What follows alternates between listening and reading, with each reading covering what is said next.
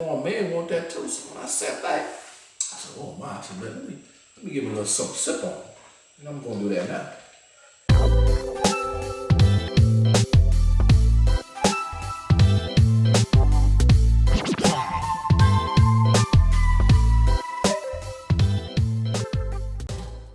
Hey everybody, welcome back to another episode of Kevin's Podcast.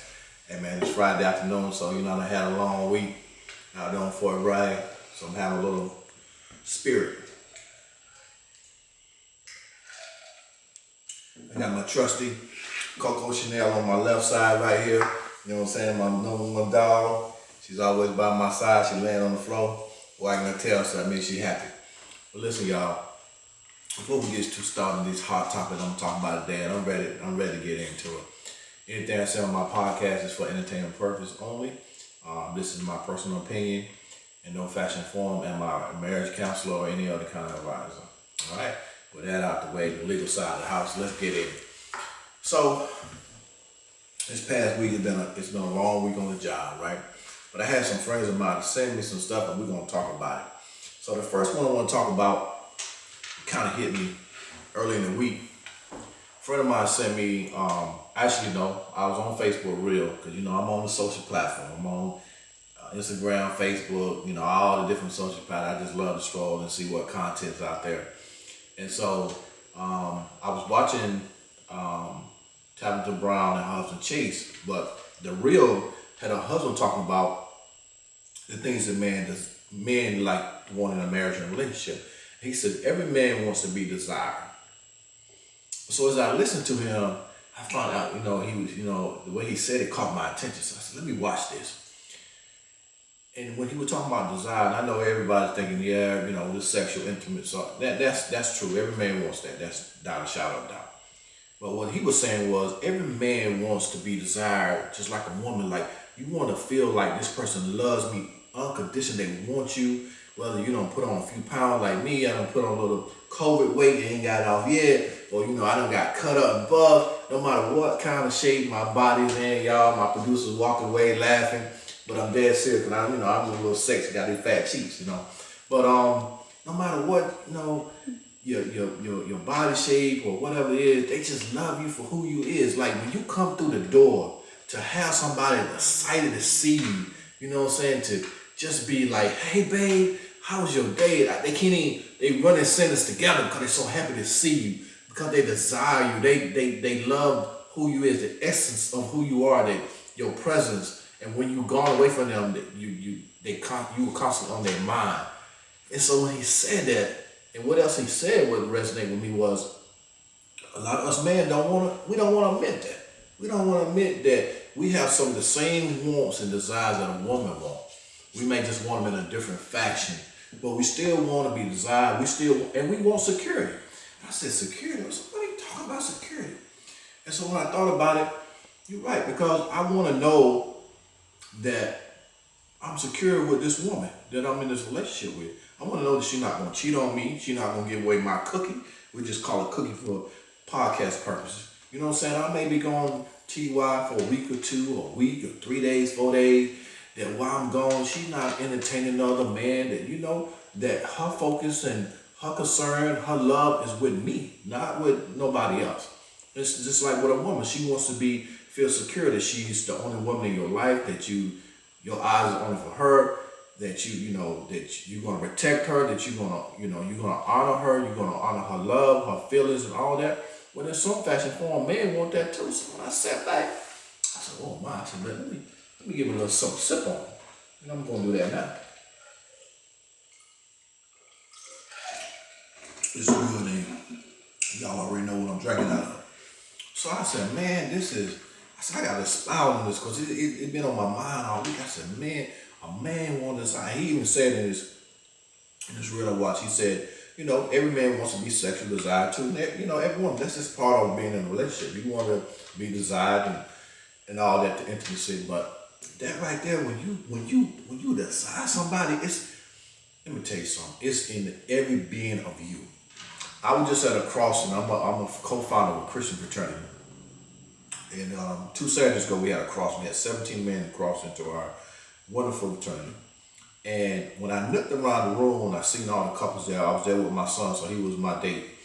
And I looked around the room and I just heard him say babe and sweetie pie and all that. And it's just like, wow, man. You know what I'm saying? It just hit you that how they just interact with each other. That when you just desire someone, you love someone, just just hey babe, this and that, they giggling and laughing and carrying on. I said, I'm like, this is whatever, just in a joking manner.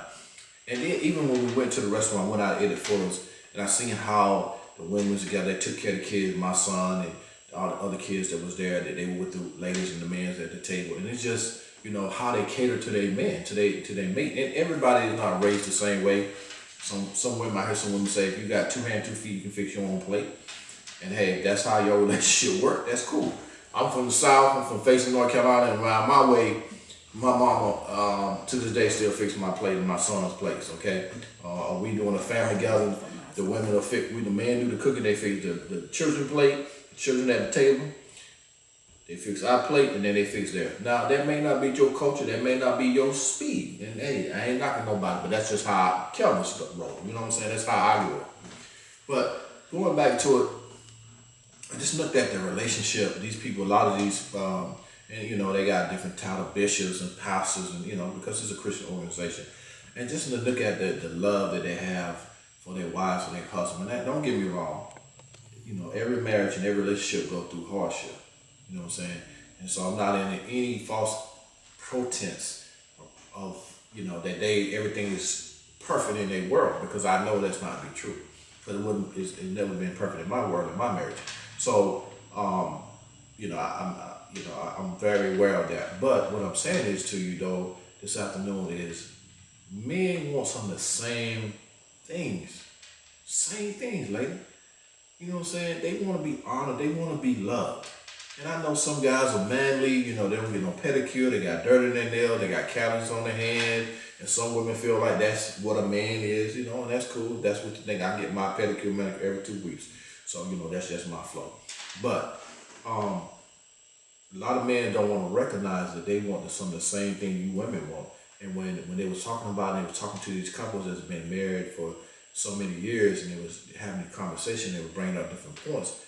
And it was so obvious in the relationship or in that marriage how the desire for that person was, and it's just great. And just think about this: when you first meet somebody and the vibe is good, you go out on a date, you smile, and you looking into the eye, you have your little something to drink on, probably a little wine or a little spirits that probably help the situation along a little bit too. But and you looking at this person, and you just like, man, she's just beautiful. I just love her vibe. I love everything about her. Well, you got to keep that going in your marriage and your relationship. And I was telling someone yesterday, I was saying, when you get married or you in a committed relationship, that vibe that you had when you first met that person, that feeling that they gave you, that butterfly in the stomach, that, your heart skipping a beat, and all those wonderful words and feelings that you have inside, listen, it can be even greater. Trust me when I tell you, it can be even greater. Look at my face when I tell you, it can be even greater. But you gotta build that bond. You gotta understand that you can't just get stagnated in a relationship. You gotta keep building together. You gotta take trips. You got to be in the same mode, but in a different level when you first met this person. Because the marriage or the relationship keep going and keep going and get better and better and better. Better when you first met he or she, and you looked at his or her eyes and you like, man, they fine. God, I got to have them. This person for me. When you get married and you're in a marriage or a committed relationship, that same feeling, that same drive, that same desire need to be even stronger. You got to have communication. First of all, you got to have God. That's just my personal opinion. That's foremost, okay? Ain't gonna never leave him out, and never take the opportunity to recognize him and give him the honor. So if that's not you, then hey, whatever. But you got to first have God in your marriage and in your relationship, because you're not gonna prosper without him. All right, but getting back to the content I'm talking about though, let me tell you something. There's no greater feeling in this world when you know somebody love every bit of you. You hear what I'm telling you? You hear me out there in Kevin's podcast world. When you know that person love you, like I said, with these fat cheeks and this, I done got this sexy bear figure that I got going on, this Smokey the Bear, fineness. Let me tell you something. When a person love every bit of you, and when I get sex again, I get that, that probably 12 pipe, whatever. Later on in the summer, later on, don't worry about it. But anyway, they love every bit of you, every bit of you. And then somebody sent me this thing today, y'all, and I'm almost done because I'm just enjoying my Friday, y'all. They sent me this quote. I gotta go to my phone, so y'all bear with me for a minute. I gotta look at my old Andrew, because I'm still an Andrew user. I know y'all iPhone people be talking junk about us, but that's okay. A friend of mine sent me this, right? And I chuckled, and I shared it with my producer. It says, behind every angry woman stands a man who has no idea what he did wrong. I started laughing and I said, wow. I said, that's crazy, that's true. And it goes back to communication. Women, we can't read y'all mind. You know what I'm saying? If you're mad about it, and most time women gonna tell you what's on your mind. But when you mad and you don't tell them, you just, yeah, I bet, yeah, Who's Keisha? And we don't know who Keisha is. We don't know who Keisha is. But communication, and I'm saying it jokingly, communication, and I think that's funny. I really do. I like it. I think that communication is the key. You got to have communication on both sides. And again, you heard me say on my podcast a few times that men internalize things. We keep a lot of things to ourselves and try to process it internally instead of putting it out on the table, talking about our feelings and what it is. This is kind of the blueprint. I talked about this before. How some of the dynamics of most men is composed of. But and that goes for a man too. A woman doesn't know that you're upset about something, or she said something, or did something to you that upset you, that bothered you, if you do not, let her know. And it's all about how you deliver it to the person, how you say it to a person, and how you present it to them. You don't have to be nasty. You don't have to. If you need a moment to get your thoughts together, you know what I'm saying, before because if you say it hateful or mean or whatever, you're gonna get a response that's not gonna be conducive to the situation. So sometimes you need to just walk away, get your thoughts together, get yourself together, and come back and present it in a way that is communicated in a way that can get across to the person and they can see your point of view without coming across as hostile. And so the third thing we'll talk about tonight, I'm gonna get off this podcast. I'm like a Baptist preacher, they say I just got one more word and I'm gonna sit down. So me and my producer talking about my last podcast, and she was sharing some stuff with me, and she asked me the question: when you put everything in one thing and it does not pan out the way I'm not going to use the word failure about it. It doesn't pan out the way you want it to pan, but you don't put all your eggs in this basket because Easter's coming, so there'll be a lot of Easter basket eggs hiding. You put all your eggs in this basket, and it didn't pan out. What do you do?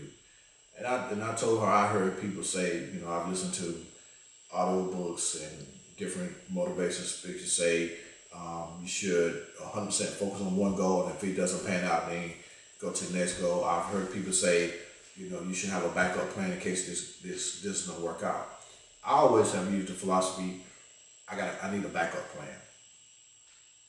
I put 70-80% into something that I'm presently working on, but I got a backup plan, or I got something brewing in the background in case this doesn't work out.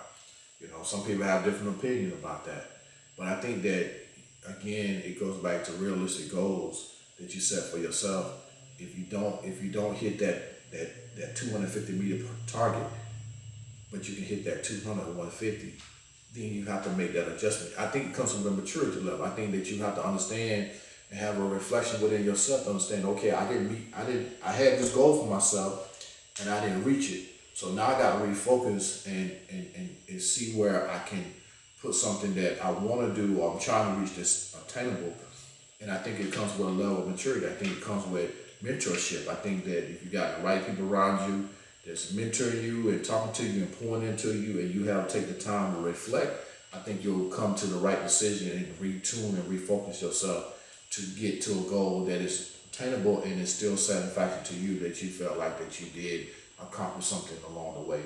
You know what I'm saying? So again, there's no failures. I'm not gonna use that word. There's only events in life, and life throws for some loops. Sometimes you can think you're gonna be married to the same person forever. You say this is forever, and it turns out God got another plan for you, just a season. So you regroup, or you've been in this job for 10 years, and then they lay you off, and this is all you've known for 10 years or 15 years. So now what do? You regroup, you refocus, you find another goal that you need to work on. And so that comes with a level of maturity, it comes with a level of understanding yourself. And so with that said, y'all, man, y'all have a great weekend. We're gonna do some shooting this weekend. Hopefully we're gonna do a little fishing with KJ Jr., doing a little catfish. The weather holds up for us. You know what I'm saying? We're gonna come back over the weekend with some new material. You know what I'm saying? We're gonna shake a little something. And then as always, we're gonna have a little something in the cup. With that said, may God bless y'all. Y'all have a great weekend. I'll see you soon.